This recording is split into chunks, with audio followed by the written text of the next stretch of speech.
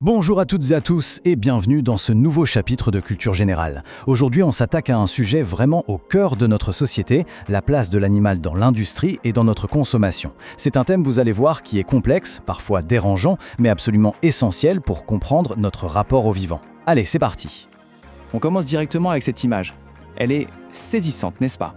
Elle nous plonge sans détour dans la réalité de la production animale moderne. Des lignes infinies, une uniformité totale, on est bien loin de l'image d'Épinal de la ferme avec ses quelques animaux. C'est vraiment le point de départ de notre réflexion. Comment en est-on arrivé là? Alors voilà notre feuille de route pour y voir plus clair. D'abord, on va explorer ce que j'appelle le grand basculement historique. Ensuite, on décryptera la logique même de l'industrie. On fera un détour par la culture avec le film Okja, qui est un cas d'école. Puis, on abordera le paradoxe moral de notre époque, avant de finir sur du très concret, comment construire une argumentation nuancée pour l'examen. Première étape donc, le grand basculement. On va voir comment on est passé de la domestication, qui est une relation qui a duré des millénaires entre l'homme et l'animal, à l'industrialisation, une révolution qui, elle, a tout changé en à peine un siècle. Ce qui est absolument frappant ici, c'est la rupture totale. L'animal, qui avant pouvait avoir un nom, une personnalité dans une ferme, perd complètement son statut d'individu. Il devient une unité de production. Écoutez bien ce terme, il est froid, il est technique. On ne parle plus de sa vie, mais de son rendement. Et logiquement, la relation personnelle, affective, s'efface complètement au profit de l'efficacité et de la masse. C'est une transformation radicale de notre regard. Passons à la deuxième partie pour voir comment tout ça s'opère dans les faits. C'est quoi cette fameuse logique de l'industrie quand on l'applique à un être vivant? Comment est-ce que la vie, tout simplement, devient un produit? Eh bien, cette logique, elle tient en 4 mots-clés. D'abord, standardiser. Il faut que les animaux soient tous les mêmes pour s'adapter aux machines, aux chaînes d'abattage. Ensuite, optimiser.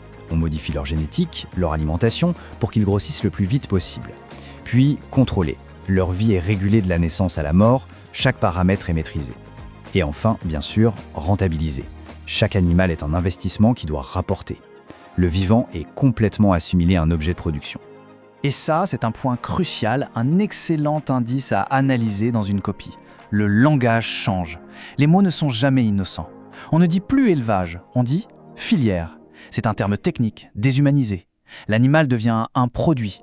Et le mot mort, qui est un mot fort, est remplacé par le mot transformation. Ce glissement des mots, en fait, il crée une distance, une barrière mentale et émotionnelle entre nous et la réalité. Ce processus, il a un nom. C'est un concept clé à retenir et à placer dans vos dissertations, la désanimalisation. C'est l'action de retirer à l'animal toutes ses caractéristiques d'être vivant, sensible, pour ne plus le voir que comme une matière première, un objet. C'est vraiment le socle idéologique de tout ce système industriel. Bon, tout ça peut paraître un peu théorique. Alors, pour rendre les choses plus concrètes, on va voir comment la culture s'empare de ce sujet. Et on va se pencher sur un cas d'étude parfait pour ça, le film Okja. C'est une fable moderne qui illustre à merveille notre sujet. Le génie de ce film, c'est qu'il met en scène un animal, Okja, qui incarne toutes les contradictions de notre époque. D'un côté, elle est un pur produit marketing, une super truffe OGM créée pour être la meilleure viande du monde. Mais de l'autre côté, à travers sa relation avec la petite Mija, on la découvre comme un être sensible, intelligent, attachant, bref, comme un véritable individu. Et ce contraste visuel, il est au cœur du film et de notre chapitre. D'un côté, on a la réalité froide, mécanique de l'industrie. Et de l'autre, le lien affectif pur, l'empathie qu'on peut ressentir. Le film nous force à regarder ces deux réalités en même temps, et c'est de ce choc que naît la réflexion éthique. C'est très puissant.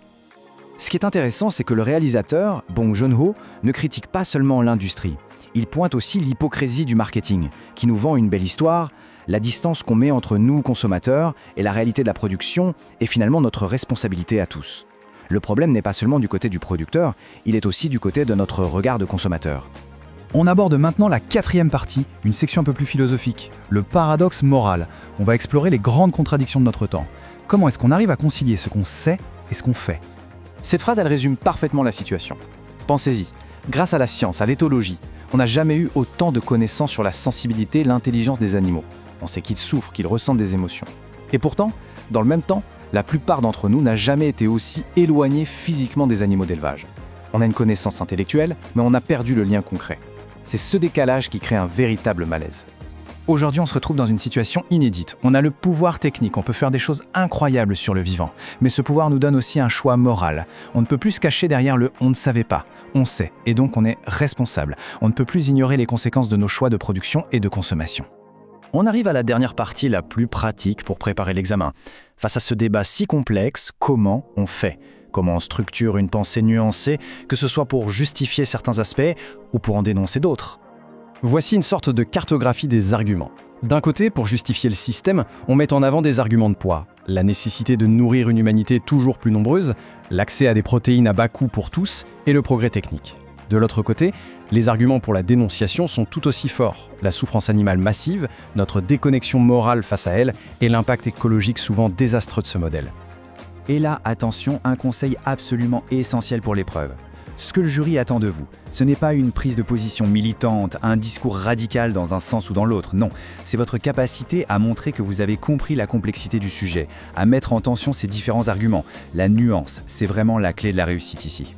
Pour vous aider très concrètement, voilà une proposition de plan qui fonctionne bien.